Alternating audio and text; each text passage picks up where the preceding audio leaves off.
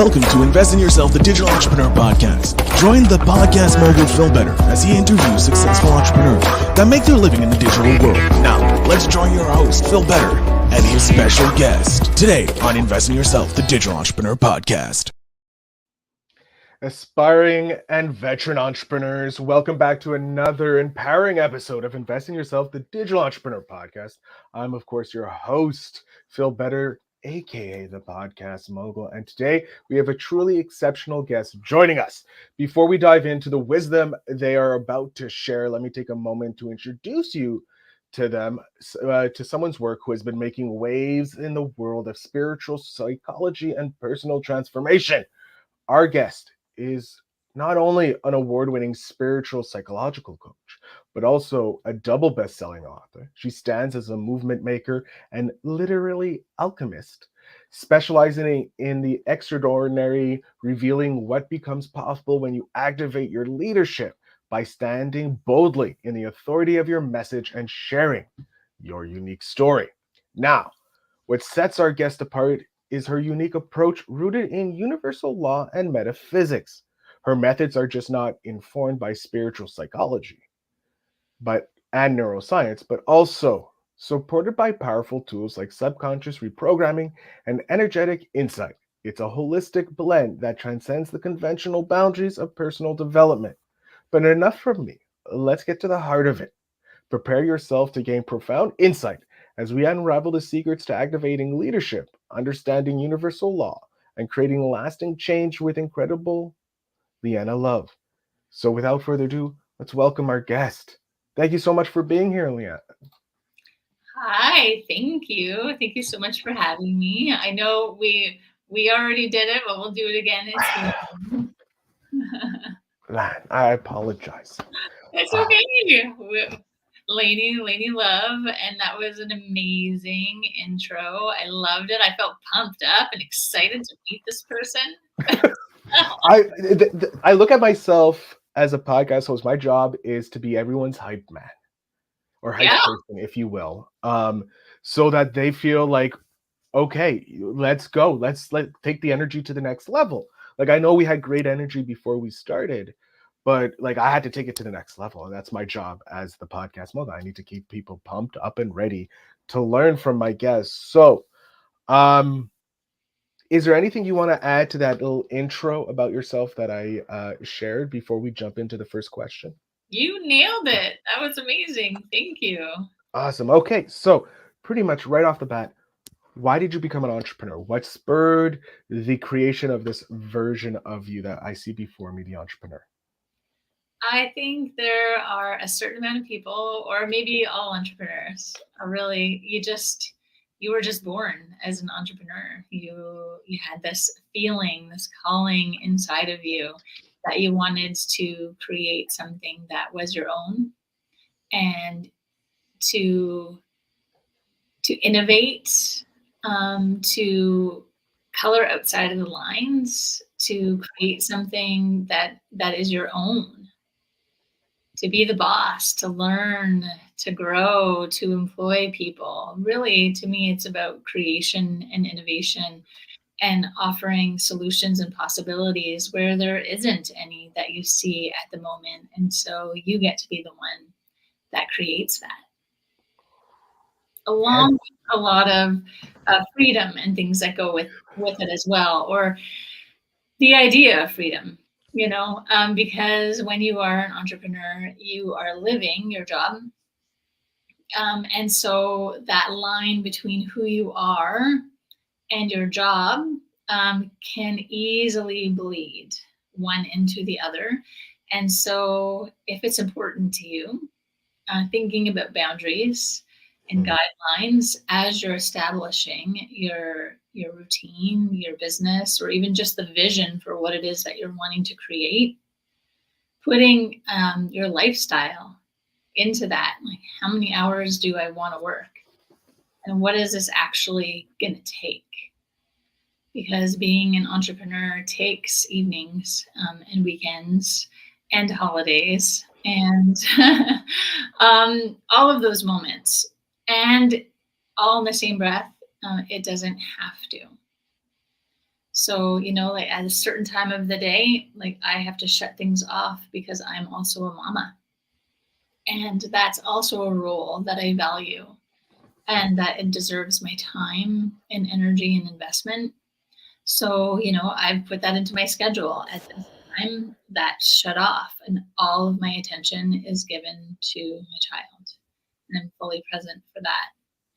So I think that's a really important step, is creating those boundaries and looking at what you want your life to look like, and realizing that you're building towards that. Because when you are building something, it does take all of your energy and time. Yeah. That's the not sexy part of entrepreneurship. No, but here's the thing, because you mentioned that you are a mother, and so like, for me as a man, I'll never be able to give birth. It's currently physically impossible. Who knows in the future? But I feel like when I made my business, I was giving birth to something, You because are. I'm creating something. So did you feel like, did you start your business before you became a mom, or were you a mom that started your entrepreneurial journey? Both, because what you will notice also as an entrepreneur is that there are different stages of your business as you evolve as a human and as a business owner. So both is the answer. Yeah, but I had to make a lot of changes.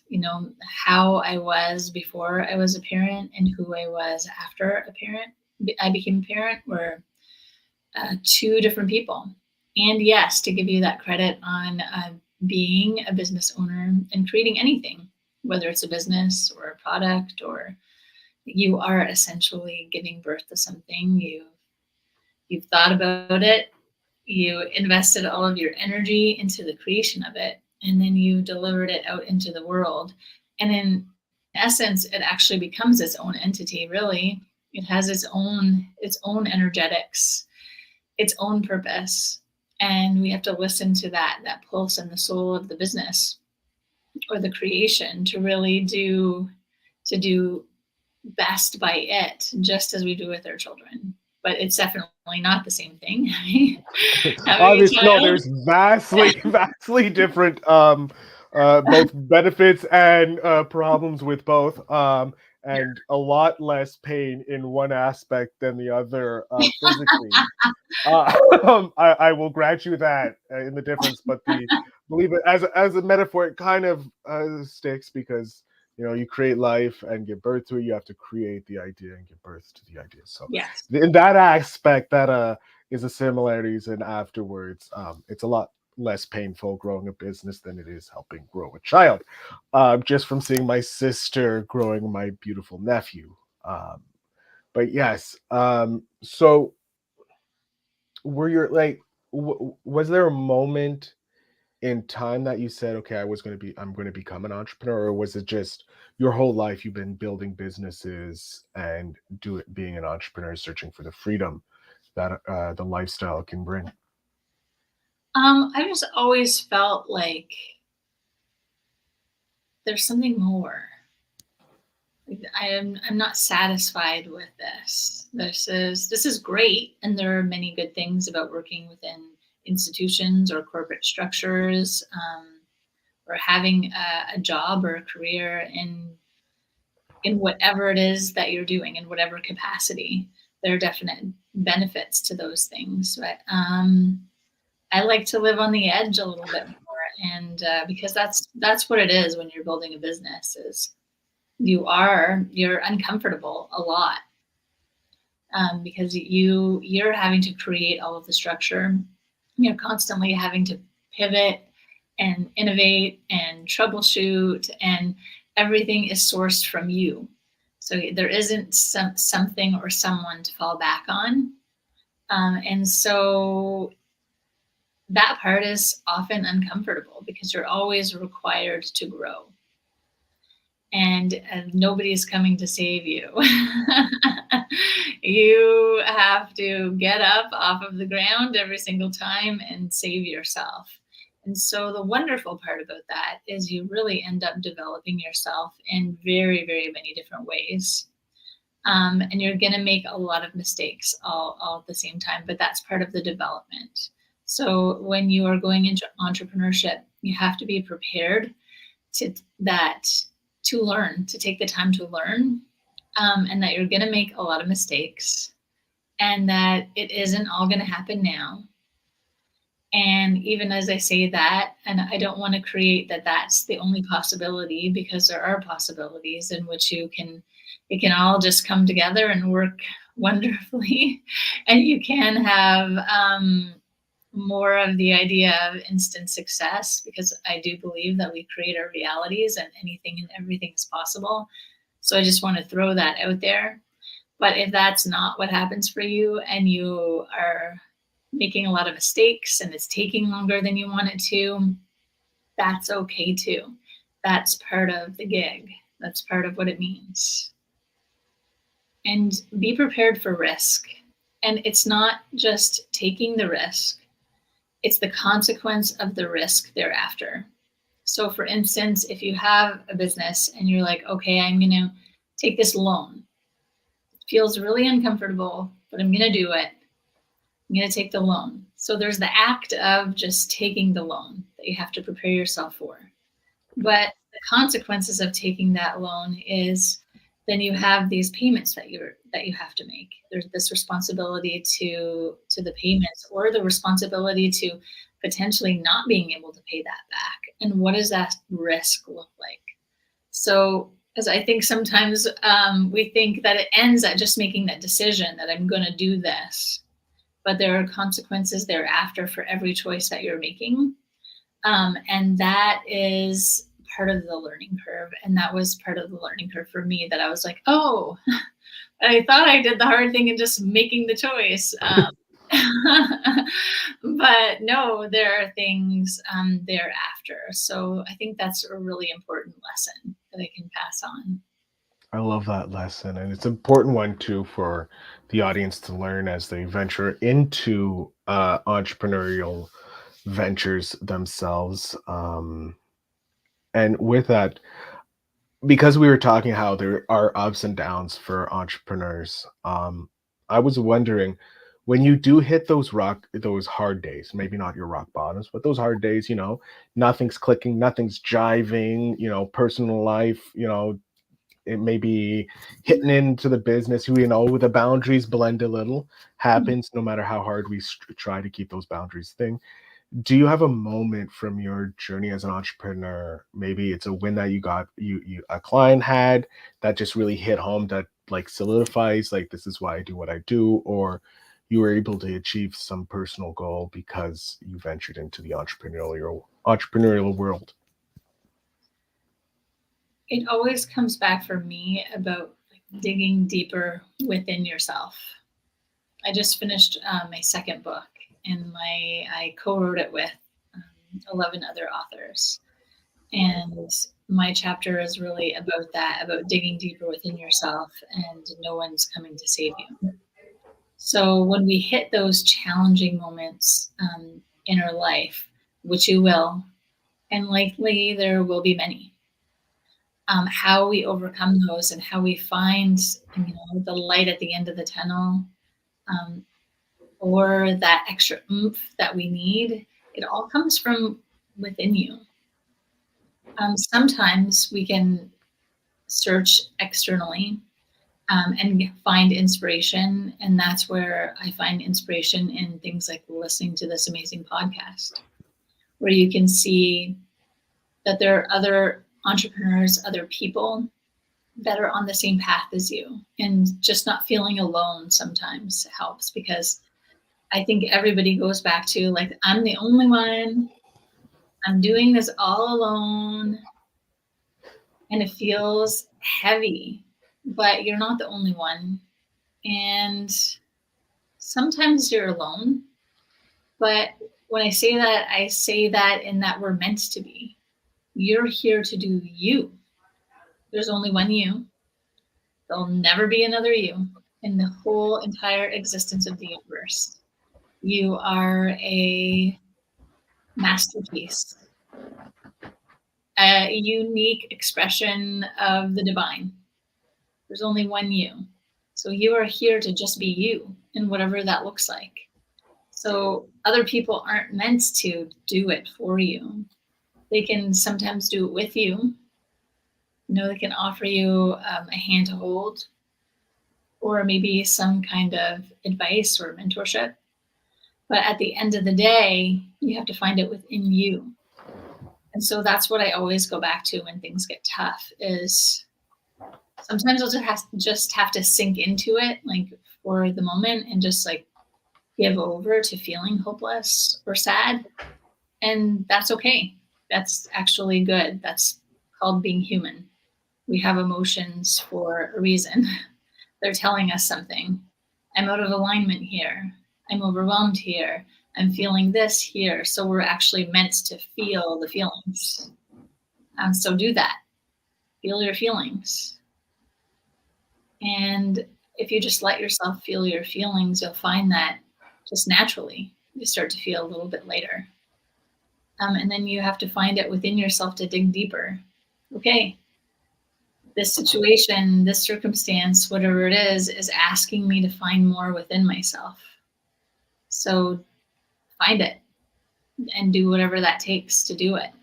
Whether it's move your body, get some exercise and sunlight, drink some water, call a friend, listen to a podcast, read a book. Figure out what the tools are that work for you and help you to dig deeper and find the more within yourself. I love that. And talking about digging in and finding it in yourself, it comes to investing in yourself, which hey, name of the podcast, right? I was wondering if on your journey as a spiritual psychological coach and best-selling author, which is truly inspiring, could you share a pivotal moment or decision where you consciously invested in yourself, propelling you forward in the entrepreneur towards the entrepreneur you are today? I am constantly investing in myself. Like, I am never not investing in myself. I have spent 6 figures in investing in myself. I am the most valuable thing that I am, that I have, that I do. Nothing is more valuable than me and investing in myself, because when I show up as a better human, that affects every single person around me. And that affects what I'm able to contribute to my family, to my friends, and to the world, because frankly, I'm here to contribute to as many people as possible. It is essential to invest in yourself.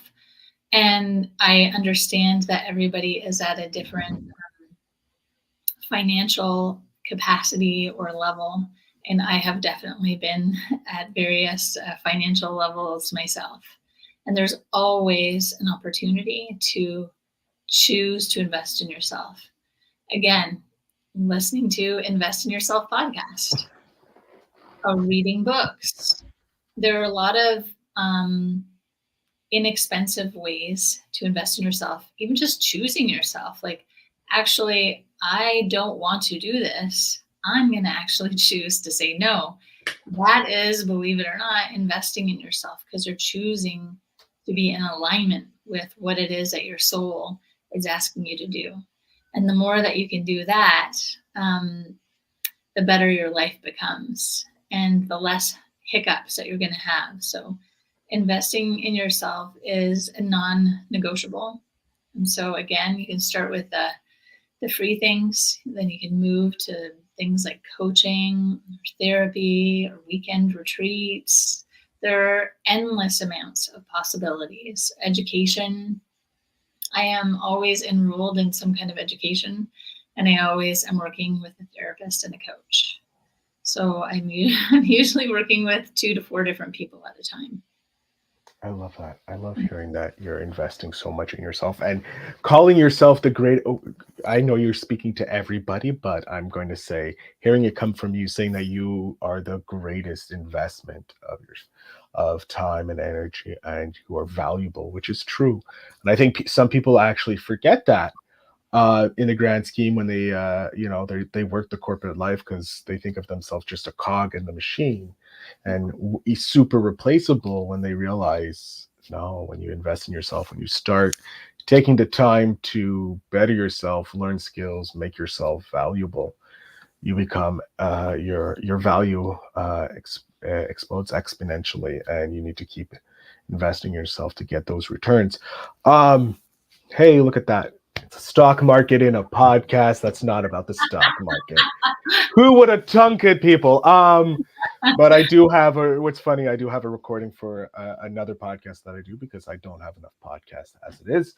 That is on the stock market, but that's not going to be promoted here. But anyways, we're going back to you. I was wondering if we're going to talk to where you were when you first started, when you really first, like, doesn't matter how you frame it, but when you first decided that make that leap fully into entrepreneur. We're talking to that version of you. They're sitting listening to this podcast because they heard how amazing you are, and not because of me. It's all because of you. I'm just this random person talking.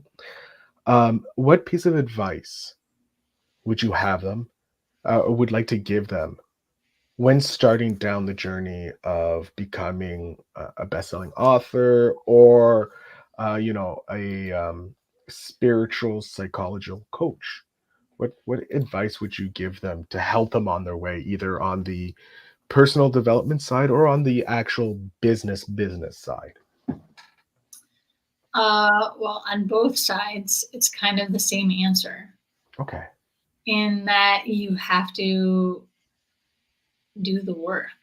So whatever title it is that you want to have, you have to pursue that education. So that requires investment of your time and your money and your energy to pursue the title, the credentials. And as you are in pursuit of those things, you're going to discover different things about yourself. And that might lead you on another path. So don't be fixed in one idea. So that could be the thing that got you in the door. Like, I want to be a doctor. Great. And then you start that path. You start taking the classes and going to school and meeting with the mentors and the teachers and reading the books. And along the way, you're like, this isn't exactly what I thought it was going to be. I'm actually more interested in this.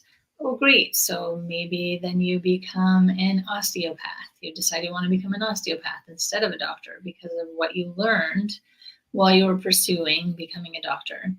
And then you can go on that road and be like, oh, sheesh, this still actually isn't it. I really liked this part about what I learned, but actually I'm more interested in energy medicine. Whatever that is, don't get fixed on one path. Just beginning the journey is taking you to where it is that you want to go, and relax and let it flow and take you to where it is that you want to go, and follow your nudges. I've studied so many different modalities. And it's not until like 20 years later that I can see how they all fit together, and the path that I was on, and all of the, the bread crumb trail that I was following to get me to where I want to be. So be okay with that. Accept that. Don't fight against that. And in terms of starting your business, it's kind of the same thing, because you're going to go in with an idea. But your idea is just an idea until you start taking action, and until you start creating the foundation of your business. And that becomes something that's the most important part of your business, is creating the solid foundation. What works? What are my policies? Policies are really important. All that like boring paperwork stuff.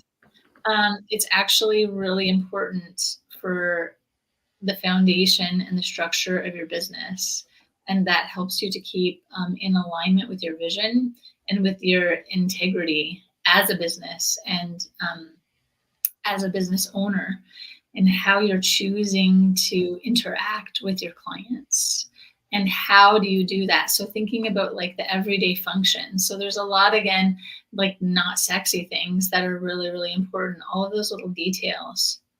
And you're not going to know those details until you start taking action. So you're going to go in with this idea of, oh, but I have to do all these things because it has to be perfect and I have to know what I'm doing. And that's great. It's great to want to be prepared, but there's difference between being prepared and being perfect and being ready and having like the actual functional business in place. And it's going to take some time. You're going to make a lot of mistakes. You're not going to know that you need to add this thing to your policy until you run up against something that's uncomfortable. So be prepared to be uncomfortable and be prepared to be learning a lot on your way. I hope that is helpful. That's super helpful, and I love it. We are coming to near the end of the episode, which I despise. I would love to spend about 3 years chatting with you because I'm pretty sure you'll change the way I see the world and business even more than you already have today. So I want to thank you first for that. But I have 10-year-old you standing right here, a spitfire of an individual, but also we have your child, which you let me know is under the age of 10, so coming up to 10. So we have the 10-year-old version here of your child right here. What piece of advice, because I'm going to steal this and give it to my nephew because you're wiser than me, because you've had more spiritual awakenings and more business awakenings as well. What piece of advice do you want to give your 10-year-old self that can also help your 10-year-old child? Oh, I feel like this is never ending. I just like a volcano of things come up. Yeah. But first and foremost is really to have fun. Be a kid. Actually be a kid. Be outside. Move your body. Use your imagination. Be creative, be in the moment, not thinking about and not worrying about, that's a whole other conversation, but like moving that into adulthood and even not worrying about it when you're an adult, but like just really childhood is such a short period in our lives as human beings.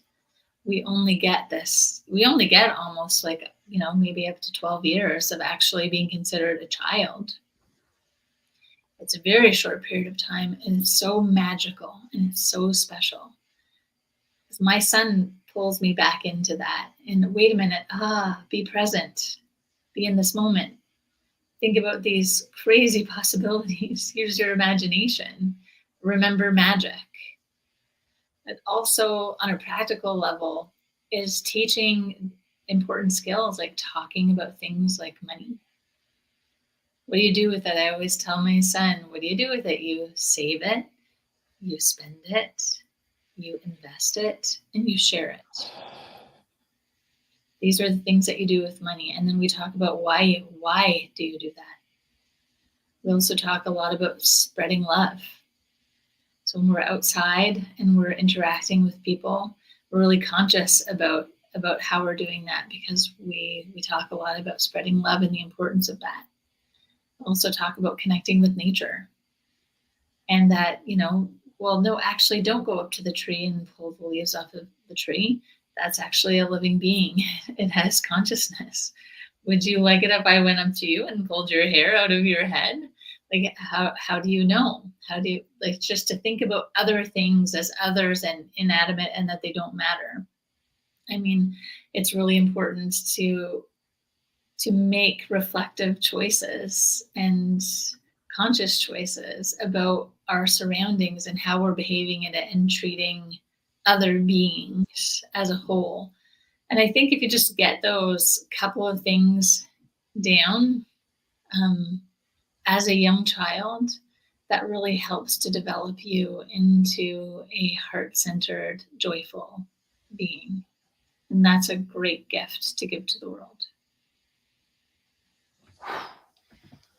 I don't know how you can follow up anything with that.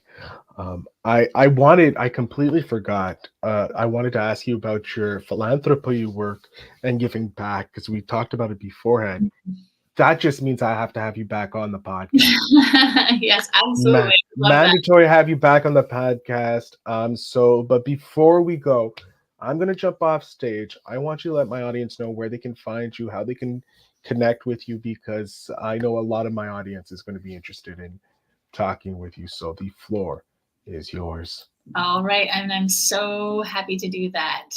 To connect with me, just go to my website, lainne.com, and you can book a call with me. I am here to be of service, and I love connecting with you. I love being able to answer your questions, and I love working with you. And if I'm not the right person for you, I am so happy to refer you to somebody that might be a better fit. At the end of the day, I'm just here to help you make your journey the best journey it can possibly be. So just go to lainne.com, LAINNE.com. Here, what's going on? There we go. Perfect. Don't know what happened. Usually just one button and it works, but apparently it wasn't working today. Lainne, thank you so much for being an amazing guest and providing us with so much wisdom today on the podcast. I can't thank you enough for being here. Thank you so much for having me. It was a joy. Excellent. To my audience, of course, you know where everything's going to be in the show notes down below. Make sure you check out Lainne's podcast website so that you can take your learning to the next level and you can connect with this amazing entrepreneur. With that said, as always, remember to invest in yourself.